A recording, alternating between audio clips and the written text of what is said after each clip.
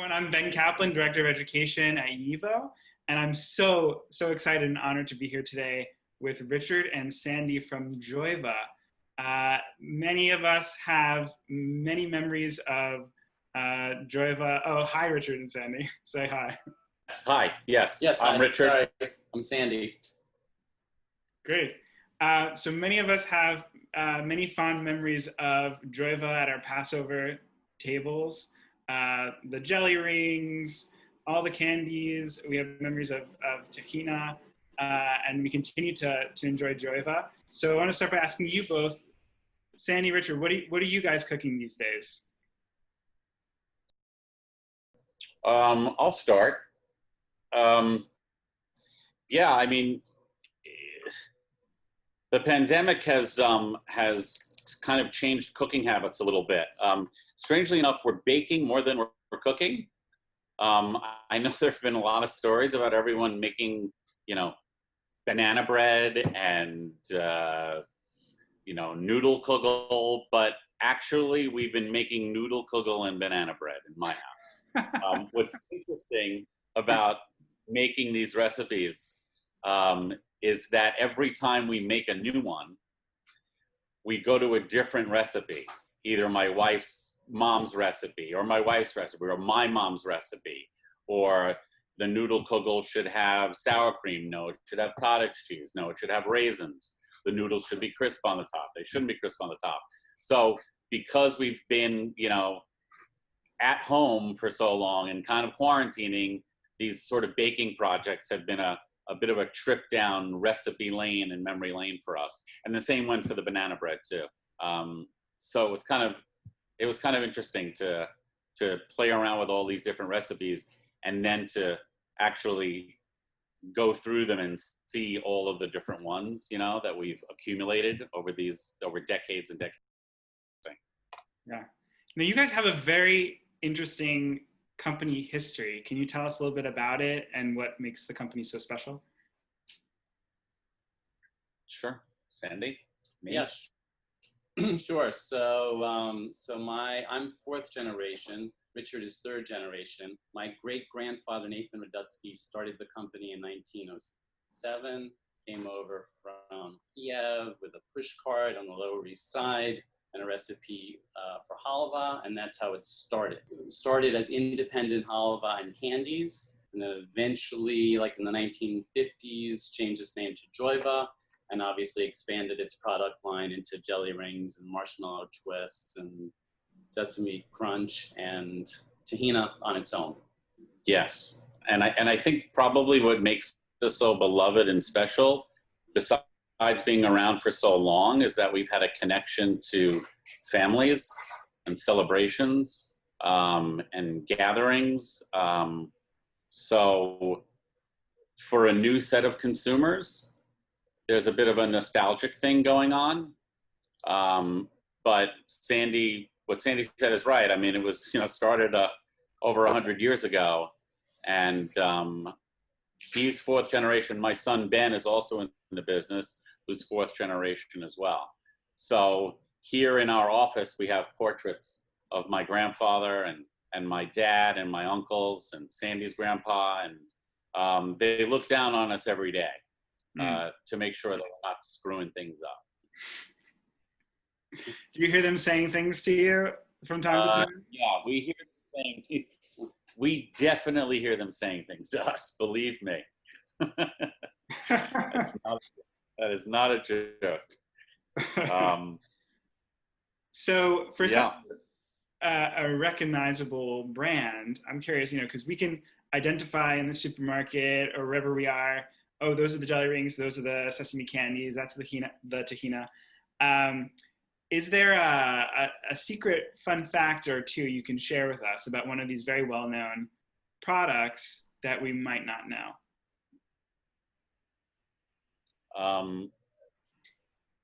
I think there are a couple of fun facts. I'll start with one, and people may not realize, but we are 113 years old, and we are actually, I think we're considered the original American halva. Even though halva dates back 3,000 years, halva means sweet meat in Turkish, and the provenance of halva goes to that part of the world. But in terms of having it here in America, I think we are the original American halva. And not only that, but we're actually making it the same handmade way that my grandfather did and my uncles did. We've modernized a little bit, but the essence of what we do is still handcrafted and handmade. And I think that would be shocking to a lot of people if they came to the factory to see that we're making it the way we did make it 80 years ago. It's kind of nutty. No pun intended. Yeah, no pun intended. Yes. Yes, and I would say along the same lines, like when people come here to visit, probably one of the most fun things is to show them the jelly rings or the marshmallow twists being chocolate covered. Because there are still people putting it on the line, it gets covered, it goes through a cold room, and they're taking it off the line, and we always say it's like the old I Love Lucy episode, where Lucy, can't catch up and she's stuffing as many into her mouth. It looks exactly like that. So still everything by hand, the same old way. And one other fun fact is we have a factory right across the street to our halva factory where we process our sesame seeds. The sesame seeds, when they're crushed into tahini, have to go from one building to the other. So the tahini has to be transported from one building to the other. And that is done by a huge main or pipe under the street. So we're pumping tahini under the street through a tahini main into another building where we actually make our tahini. So God forbid that breaks one day. They'll be just using waterfalls of tahini. Which not everyone would necessarily complain about. That's I'm true. sure it would not be a good situation for you guys, but tahini raining down from the sky, some people might be into that. That's true. So I'm curious, and you touched upon this in the excerpt from the documentary that we'll link to this video and is also featured in the course. We're very grateful to have it as part of our online course. This idea of family tradition and what you carry on and the connection you feel to history, to your family members who came before you. And I'm wondering, as a business, but also as a family-owned business, how you think about this, and if you could say a little bit more about how you think about what you hold on to that really you want to stay the same, and maybe things that you want to think about innovating and moving into the future, and how you keep who you truly are. Because I think you guys really think deeply about this, and I'd be curious for people to be able to hear from you about it. Yeah, that's a great question. I'll go first, and I'm sure Sandy will add on to this. But I think, we've been doing a lot of soul searching and research and things that are data driven and things that are emotionally driven about what we are as a company, and what we can be and how to stay relevant in a sort of changing marketplace. Sorry about that, but we are recording here live in the factory, so you're hearing some factory noise. But we wanted a behind all of the cover, so there we go. But in all the sort of research we've been doing about what to hold on to and what to stay true to, and to innovate without alienating our existing customer base has been a real dance for us. But I think the guiding sort of roadmap for us has been what was set down by the people that came before us, our grandfather and our uncles and my dad, which is, I guess it's really value driven, like holding on to certain values, integrity, respect for the past, kindness, giving back. And that's sort of in our DNA without even knowing it. And it dictates what we do going forward. So for us, change has been a little bit slow because we have this, like I said, they're watching over us. There is this real strong connection to what came before us. And we want to make sure that as we evolve, we do it with respect, and we do it in a way that not only we'd be proud of as a family, but also in a way that our consumers will say, oh, wow, good for JOYVA for evolving or getting a little more modern, but not like screwing it up and being something that they're not. And I think that translates in value as well as new products and things like that. And I'm sure Sandy can speak to the same thing. Yeah, Richard really, I think, kind of encompassed all of it there. I think we really have respect for what came before us. And after being here for over 30 years, we have sometimes maybe a newfound appreciation for all of that. And I think it's going to guide our path forward in respecting all of that. But also, I think we're ready to, to branch out a little bit and come out with some new things for the new generations. Yes. Well, I know there are many JOYVA fans that are going to be excited to see what comes. You have this rich history in the 20th century and into the early 21st.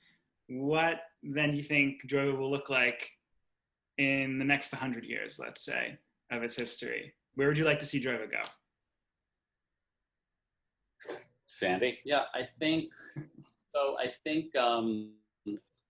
it's like, sounds cliche, but we feel like, we've brought joy to so many generations. And I think that even just that word, since it's in JOYVA too, but I think it's very important. I think it informs us every day and hopefully where we're going. So we want to continue to do that. I think we have classic candies that will hopefully endure. But I think we can maybe branch out of the nostalgia and ethnic markets and take advantage of some of the the goodness in these products, and innovate a little bit. Yeah, I mean, hopefully we're around for another 100 years, and my son Ben is bringing his kids here, and who knows, and Sandy's children or grandchildren. I mean, it's we hope to become more relevant now, and I think stay relevant in the future. And I think that comes from listening to our consumers, appreciating them, and listening to what they want from us. We've always been a sort of reactive, responsive company. There aren't a lot of levels here. You're looking at customer service, and you're looking at marketing, and you're looking at head of manufacturing, and we wear a lot of hats. So maybe in 100 years from now, maybe more people wearing more hats. But I think the thing that we really want to continue is to stay honest and bring joy and be relevant for another 100 years. You have to, because Absolutely. It's going to be jelly ring withdrawal happening all across the United States and beyond. All right, so I mean, we are thrilled to be talking to you guys. Again, people can check out the online class A Seat at the Table by going to jiva.org/food. JOYVA is featured at the end. This excerpt from your upcoming documentary, if I'm not mistaken, is so beautiful. It tells your story so beautifully. Is there a release date people can check it out, and where else can we go to check out JOYVA? So in another bit of sort of family interconnection here, my son Sam, who was a film major in college, is actually shooting and producing and editing this film with his partner. It's probably not going to be released for another few years, is my guess. Maybe a couple, 2, 3, but what he's trying to do is capture what was special and has been special about us over these 113 years.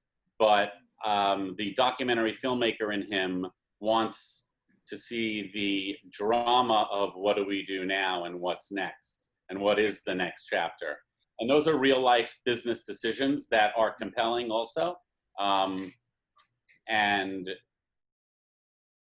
I think the clip shows a lot of what we are now and what we're thinking about doing. So hopefully the documentary will be out in 2 or 3 years once we have enough to show, I think. you know, and we're not really involved in the editing or the producing. He just follows us around, and I think he has an idea of what he would like everyone to know about this 113-year-old family business. Well, it's beautiful so far. I can't. Oh, sorry. Go ahead. No, thank you. I was just wondering. So you have known JOYVA products yourself, obviously, for a while, right? And were they a Passover tradition at your table? Definitely. Whenever Passover comes, there's always JOYVA. There's always jelly rings and the marshmallow twists. And I think probably a lot of people, if you guys are watching live, you can write comments here in the video if you share these experiences. So definitely always grow up with JOYVA. I'm sure that's a very, very commonly shared sentiment. Yeah. Did you have another question? Sorry, is there like a twist follow-up there?